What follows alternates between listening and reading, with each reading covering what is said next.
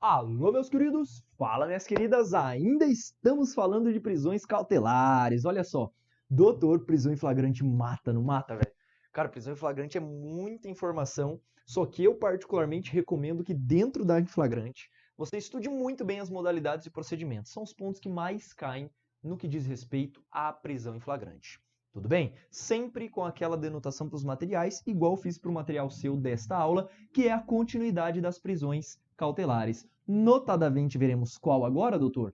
Prisão preventiva. Vamos ver um pouquinho da preventiva? Doutor, a prisão preventiva ela foi marcada pelo pacote anticrime com muitas modificações nos respectivos dispositivos. Claro que eu vou trazer isso para você a partir de agora, ok? Vamos lá? Então, o nosso tema da aulinha de hoje é a prisão preventiva. Olha só. No que diz respeito à prisão preventiva, doutor, olha só que interessante. Eu quero trabalhar com você dentro da preventiva, primeiramente localizá-lo topograficamente no que diz respeito ao dispositivo da lei. Não é? Pedro, onde eu encontro a prisão preventiva no CPP? Artigos 311 até o artigo 316 do Código de Processo Penal. Tudo bem? Bacana? Superamos, portanto, essa parte de localização topográfica e agora permita-me estabelecer primeiramente com você o tópico 1, o conceito. Olha só, quando a gente pega o conceito propriamente dito de prisão preventiva, eu já desemboco diretamente no artigo 311. Olha só, o que é, tecnicamente falando, Pedro, juridicamente falando, a preventiva? Sendo que se trata de uma prisão basicamente implementada de maneira ampla nos processos quando se torna necessário e quando presente os seus requisitos. Vamos ver? A prisão preventiva, doutor, é uma restrição cautelar que poderá ser implementada em qualquer fase do processo ou da investigação. Vale dizer, em qualquer fase da persecução criminal. Olha que interessante. O artigo 311 vai dizer que a prisão preventiva é uma restrição cautelar, trata-se de uma prisão cautelar, implementada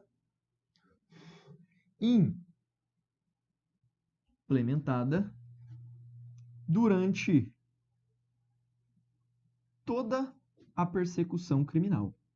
Vale dizer, toda persecução crimes, toda persecução criminal. Ou seja, ela pode ser implementada, e entenda toda a persecução da seguinte forma. Eu posso implementá-la na fase investigativa e eu também posso implementá-la na fase de processo. Portanto, se trata de uma prisão ad custodiam e não ad pena. Tudo bem? É um cárcere ad custodiam, uma das prisões cautelares que se tem. Pronto. Superamos o conceito técnico do que vem a ser a prisão preventiva. Trata-se de uma medida cautelar, uma prisão cautelar notadamente restritiva de liberdade, implementada durante toda a persecução, tanto na fase investigativa quanto na fase do processo. Tudo bem. Decretação. Olha só, a iniciativa da decretação, doutor, isso é muito importante. A decretação da preventiva, ela está, perceba agora, sob a égide. Ela está sob a égide. Égide do quê? Da cláusula de reserva de jurisdição. Ela está sob a égide da cláusula de reserva de jurisdição. Pedro, o que significa esse nome feio que você colocou aí no quadro? Cláusula de reserva de jurisdição. Doutor, significa que apenas a autoridade judiciária é quem poderá mandar prender preventivamente, né? Então, você vai dizer assim, apenas o juiz é quem pode. Apenas o juiz. E aí você poderia indagar o seguinte, Pedro, mas a prisão em flagrante, então, a em flagrante, ela está sob a égide da cláusula de reserva de jurisdição? Doutor, não. Porque eu não preciso de um mandado para prender uma pessoa em flagrante. O que ela está condicionada, o que a prisão em flagrante está condicionada é ao controle jurisdicional a posteriori, que, diga-se de passagem, segundo o novo ordenamento pelo pacote anticrime, será vislumbrada e analisada pelo juiz das garantias. Percebeu? Olha que interessante. Então, a cláusula de reserva de jurisdição não atinge a prisão em flagrante, mas apenas a condiciona ao controle jurisdicional feito a posteriori. Ok? Isso é importante. Isso é muito importante para você saber diferenciar em flagrante da preventiva. Agora, para se determinar uma preventiva, isso é muito importante. Para se determinar, eu preciso de um mandado judicial. Eu preciso ter um mandado de um juiz para que seja implementado. E aí você poderia me indagar o seguinte: Pedro, bacana, mas eu estudei já a preventiva e eu estudei que o juiz pode decretá-la de ofício ou a pedido das partes. Pois é, doutor, este era o posicionamento até 2019, até o pacote anticrime ser sancionado. Dali para frente, perceba, dali para frente, hoje, o juiz não pode decretar imediatamente, diretamente, de ofício, a prisão preventiva. O juiz, anote porque isso é muito importante, porque foi alterado pelo pacote anticrime. Observação. O juiz, para que ele decrete esta prisão preventiva, hoje, o juiz ele tem que ser provocado. Se na fase de inquérito policial, se na fase investigativa, ele tem que ser provocado ou por pedido do MP, requerimento do Ministério Público ou por representação do delegado de polícia. Tudo bem? Na fase investigativa, juiz não decreta de ofício, somente por provocação do MP ou do delegado. Bacana, deu para entender. Em seguida, eu trago para você um segundo ponto. Pedro, mas e se for na fase processual? Como é que isso funciona?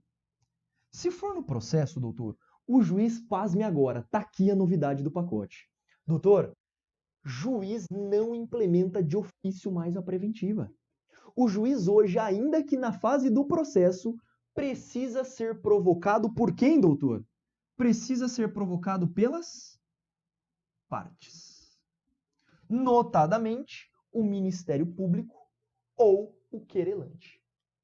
Deu para entender? Isso é muito importante, hein? Mas muito importante mesmo. Ok? Então, olha só. O juiz não decreta mais de ofício. O que o juiz poderá fazer é o quê? Atender a pedidos feitos no inquérito ou no processo. Bacana? Agora eu tenho que abrir uma observação 2 para você. Pedro, é absoluto esta não atuação do juiz? Será que o juiz em nenhuma hipótese poderá decretar de ofício? Doutor, na verdade o pacote anticrime, ele salvaguardou o juiz da seguinte forma. Juiz, você não pode de início implementar de ofício a preventiva, mas você poderá de ofício, olha só que interessante. O juiz agora sim pode, perceba agora, de ofício, o juiz agora pode de ofício, ou seja, por iniciativa própria, fazer duas coisas. O juiz pode de ofício revogar a preventiva ou o juiz de ofício, ele poderá redecretar. Percebe que não é iniciativa, percebe que é redecretação, ok? O juiz poderá, nesse caso, redecretar. Esta é a única hipótese em que o juiz poderá de ofício atuar. Doutor, isso é muito importante para você. Essa observação 2 é a mais nova interação trazida pelo pacote anticrime no que diz respeito à preventiva e você já está blindado a esse tópico. Superamos, portanto, a decretação desta medida. E eu não precisava nem dizer. Eu vou citar para você, mas por favor, doutor, é claro, esta decisão do mandado da preventiva precisa ser feita por ato fundamentado. Eu não precisava nem dizer, ok? Esta decretação tem que ser fundamentada. E digo mais, com o pacote anticrime, deve haver fatos novos ou contemporâneos para a decretação da preventiva, ok? Não vale para fatos pretéritos. O que deve haver são fatos novos ou contemporâneos para a decretação dessa própria preventiva. Muito cuidado com essa disposição trazida também pelo pacote anticrime complementando o CPP. Superado isso, eu quero trabalhar com você a questão relativa a, principalmente agora, esse também, meu Deus, é importantíssimo demais no que diz respeito à parte do momento em que ela pode ser decretada. Doutor, quando a gente fala em momento e o prazo propriamente dito, o momento eu já trabalhei com você, tanto em inquérito quanto no processo. Toda persecução criminal. Agora, prazo é foda. Quer ver? 3. Prazo. Doutor, por quanto tempo uma pessoa pode ficar presa preventivamente? Eu aqui invoco e enalteço alguns posicionamentos de absurdos cabíveis durante a persecução. Doutor, tem gente que está preso preventivamente há 1 ano, há mais de 1 ano. Isto, do ponto de vista técnico-jurídico, é um absurdo. Isto de maneira majoritária. Isso vale tanto por pareceres trazidos pelo MP, por MPs de vários estados, inclusive por posicionamento doutrinário. O que se sugeriu no pacote anticrime foi falar o seguinte, olha só, a prisão preventiva ela não comporta prazo. A prisão preventiva subsistirá enquanto houver presente os requisitos. Portanto, segue uma coisa que a gente chama da cláusula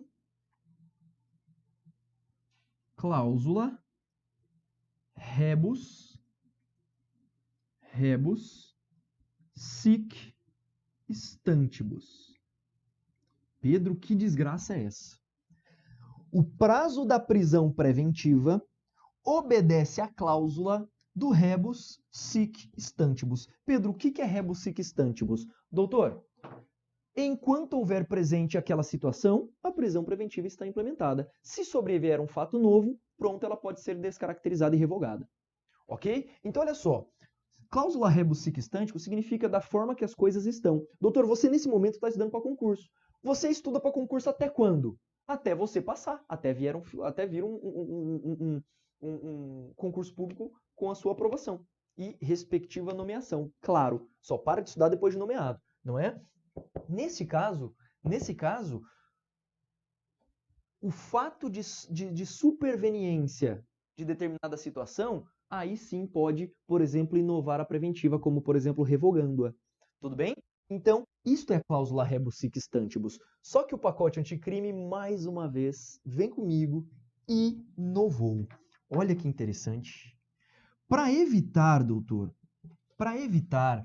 grandes dilatações no que diz respeito à restrição da liberdade pela preventiva, o pacote anticrime veio e disse o seguinte, olha só, juiz, você de ofício, inclusive, poderá reavaliar as condições desta preventiva a cada 90 dias.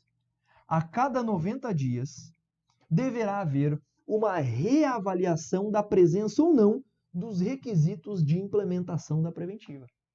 Olha só o que o pacote anticrime fez. Ele estabeleceu um lapso temporal de avaliação. E esse lapso de 90 dias, eu não preciso nem dizer que não cai. Vai cair muito em prova. Vai despencar em prova. Tá? Então, quanto ao prazo, bastante atenção nesse primeiro momento, nem se tratando da preventiva. Bacana? Rebus sic stantibus, esse é o prazo. Não existe prazo definido em lei, mas ela subsistirá enquanto houver presentes os requisitos, ok? Cuja reavaliação se dá a cada 90 dias. Superamos o terceiro tópico, vamos para o quarto. Pressupostos cautelares. Doutor, eu não preciso nem dizer muito aqui, não é? Como assim, Pedro, não precisa nem dizer muito? Olha só.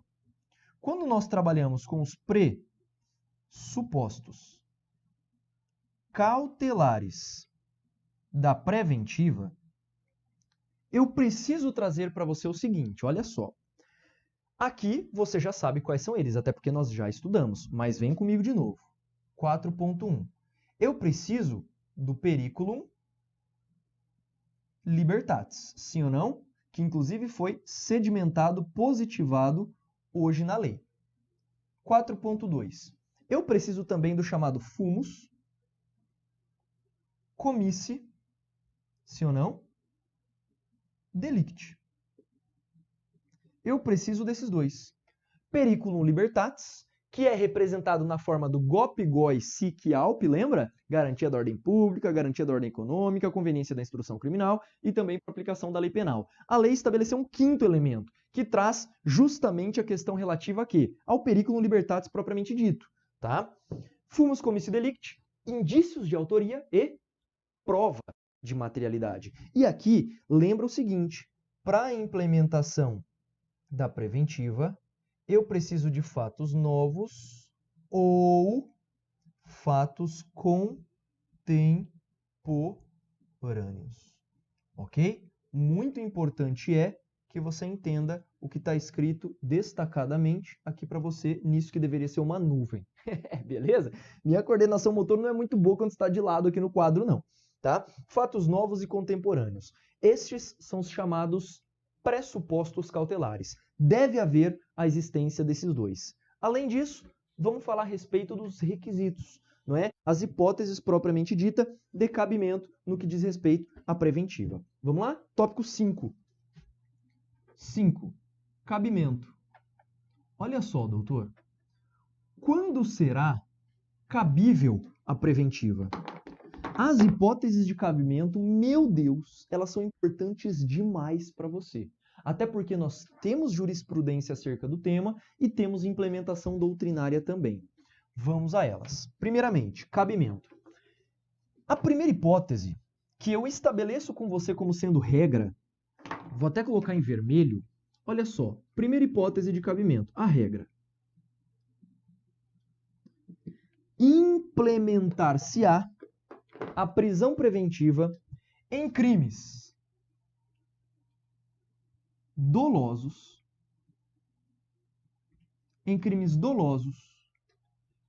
apenados com pena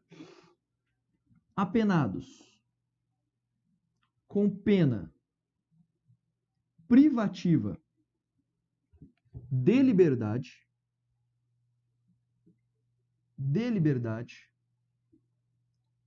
superior a 4 anos. Doutor, eu aqui lhe impeço toda a atenção do planeta. Primeiro ponto importante. A regra é que a preventiva só cabe a crimes dolosos. Só cabe em crimes dolosos.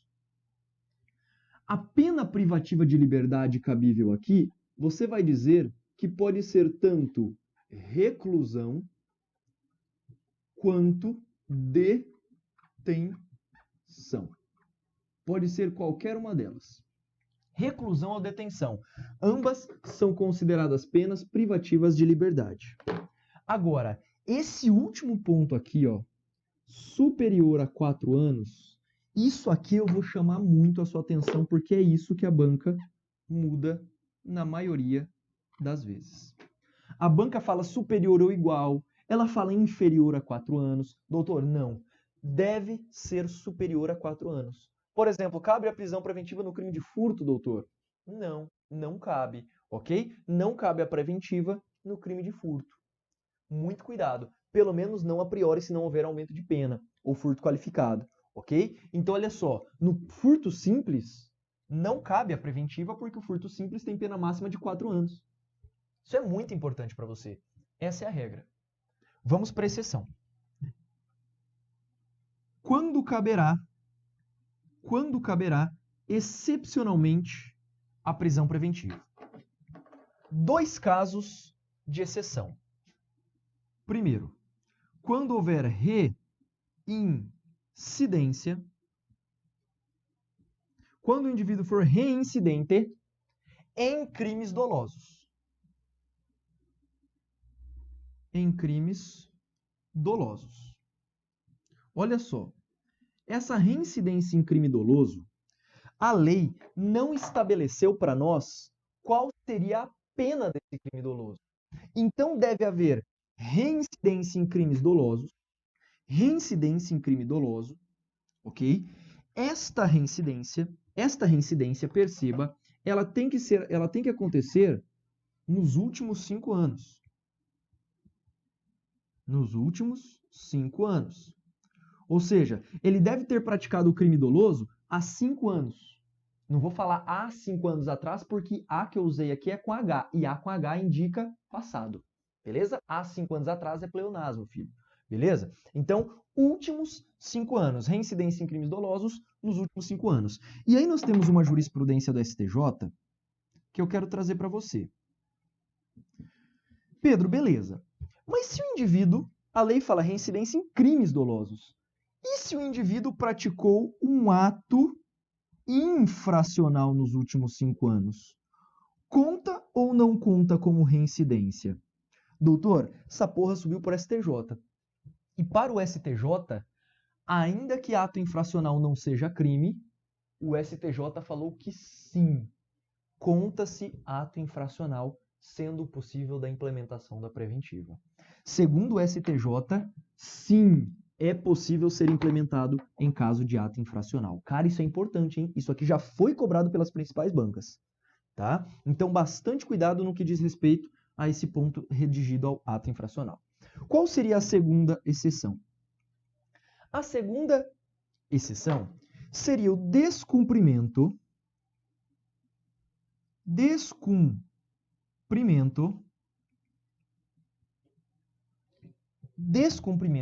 de uma MPU. Pedro, mas o que é uma MPU?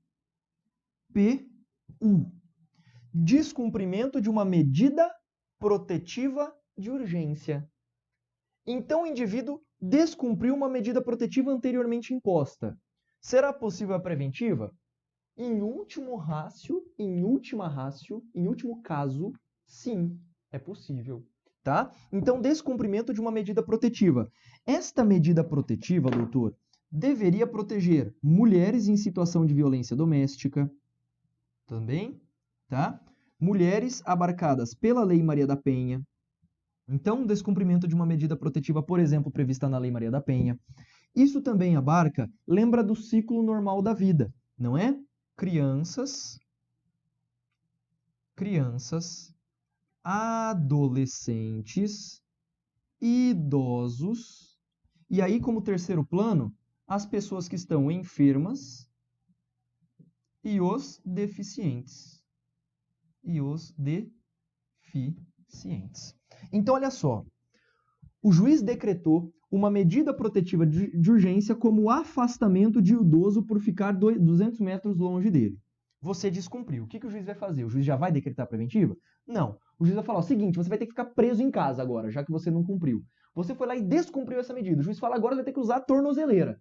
Você descumpriu a porra da tornozeleira. Doutor, aí sim, o juiz não tem mais o que fazer. Aí o juiz falou o seguinte, ó, eu te dei 3 medidas, você não cumpriu nenhuma das 3. Cara, vamos fazer o seguinte, você tá preso preventivamente porque você praticou, por exemplo, um crime contra o idoso. Pronto. Foi decretada uma medida protetiva relativa a um idoso, você não cumpriu, pronto, nesse caso, será preso preventivamente.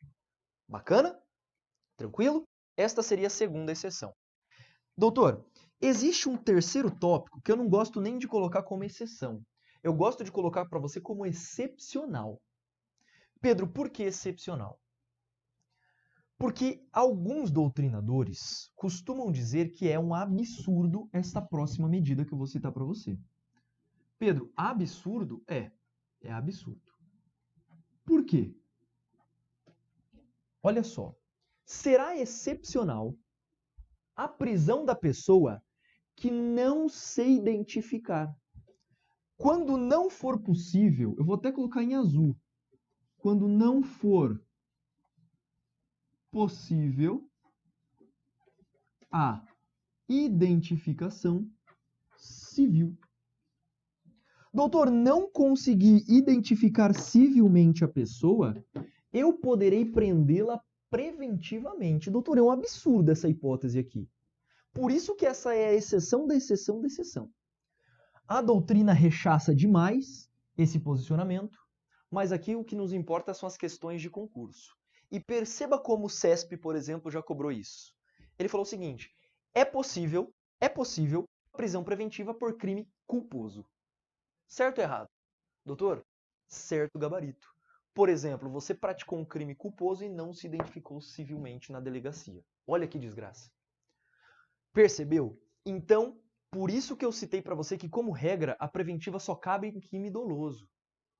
em caráter excepcionalíssimo, será cabível em crime culposo, como o exemplo que eu trouxe para você aqui. Tudo bem? Doutor, estas todas são as hipóteses de cabimento no que diz respeito à prisão preventiva. Então, nós vimos os 5 tópicos da preventiva, questão do conceito, momento de aplicação, o prazo, a questão dos pressupostos cautelares e os requisitos propriamente dito. Com isso, eu fecho com você essa questão relativa à prisão preventiva, mas eu peço para você encarecidamente, não deixe de estudar o material, até porque o material muitas vezes complementa muitos pontos aqui da nossa aula.